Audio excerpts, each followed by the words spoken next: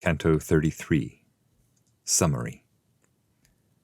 The soul who is eating the head of another soul, having heard the pilgrim's request at the end of the previous canto, raises his mouth and wipes it clean on the other's hair. He then begins his tale. He is Count Ugolino, and the sinner he is feasting on is Archbishop Ruggieri. The reason he is here in Antenora is briefly passed over.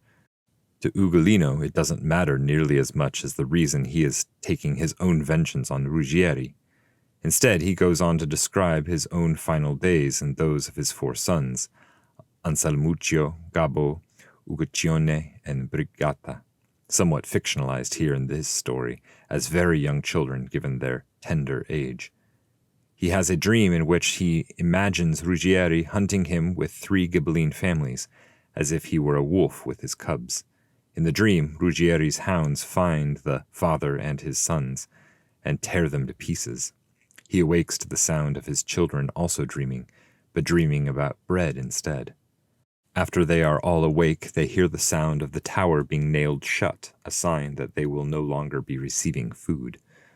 Slowly and agonizingly, the children die, and Ugolino, stricken by grief, but even more so by hunger, eats their remains. After he finishes his story, he returns to his present meal, the head of Ruggieri.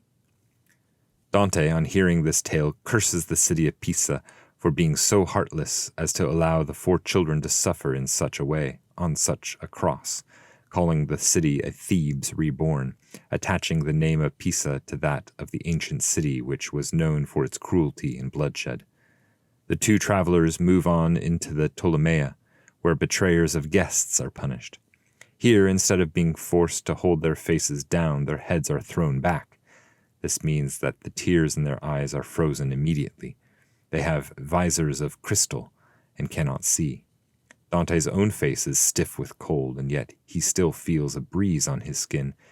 He thinks this is unusual, as they are at the center of the earth where every vapor is spent. He asks Virgil, who tells him he will soon see where that wind comes from. As they walk along, a soul, thinking they are destined for Judaica, asks them to remove the ice as they pass by so that he can find even just a moment of relief. Dante strikes a bargain. If he reveals who he is, Dante will help. If the pilgrim fails, he will condemn himself to keep going into the very center of the ice. This is, of course, something that he is already committed to doing, so he does not intend on keeping his end of the bargain. But the sinner cannot know this, and so falls for it. He is Brother Alberigo, who was a jovial friar, like Catalano in Canto 23. He belonged to a Guelph family in Faenza. He betrayed and ordered the murder of Manfred, a close relative and influential Guelph leader. Alberigo invited Manfred and one of his sons over for dinner. Meanwhile, he had given a group of assassins the code phrase, "Bring the fruit," at which point during the dinner they would come and murder the guests, which they did. The evil fruit of Alberigo became something of a catchphrase after this, and finds its way into the depiction of the friar here. Now in hell he has been given the date of punishment for the fig of his treachery. Alberigo hopes to further ingratiate himself to the pilgrim by ratting out his neighbor, one Brancadoria, who murdered Michael Zanche, see Canto 22, also at a banquet. But of more interest to the pilgrim, and to us, is the discovery that both Alberigo and Doria are actually here in hell, because the pilgrim happens to know that they are still alive at the time of this journey in the spring of 1300. As Alberigo explains, when someone betrays and murders a guest, his soul is immediately cast into hell, while a demon inhabits his body for the remainder of the days allotted to him.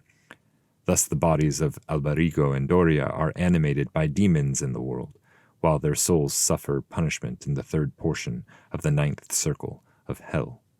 Following this, the pilgrim condemns the Genoese, just like he condemned the Pisans for cultivating such barbarous and inhospitable people.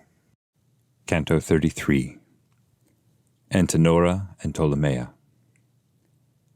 Raising his mouth from his ghastly repast, the sinner wiped it on the hair of him whose head he had been spoiling from behind.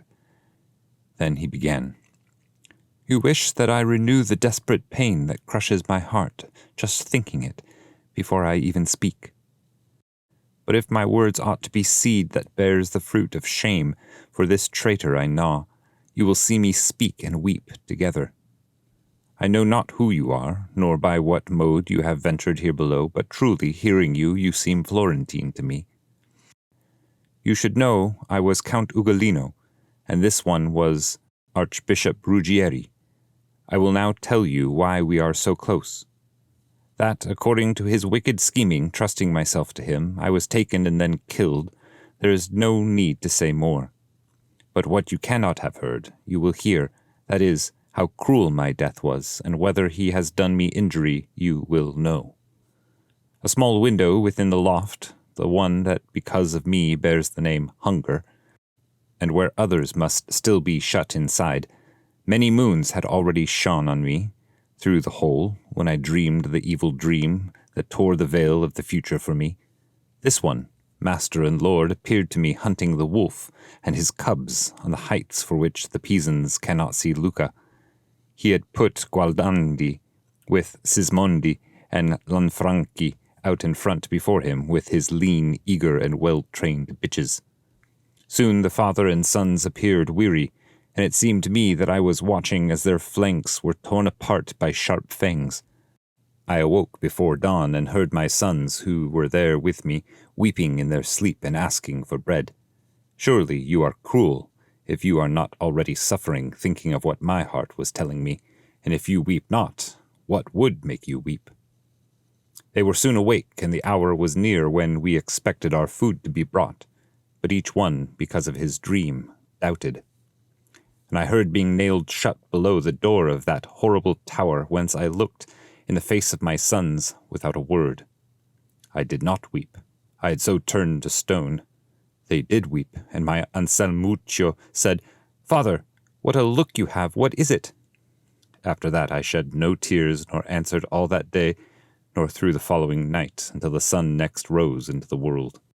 As a thin ray of sunlight pitched itself into our sorrowful cell, and I saw my own features across their 4 faces, I chewed both of my hands out of despair, and they, thinking I did so from hunger, all of a sudden raised themselves and said, "Father, it would be so much less painful for us if you ate us, for you clothed us in this unhappy flesh.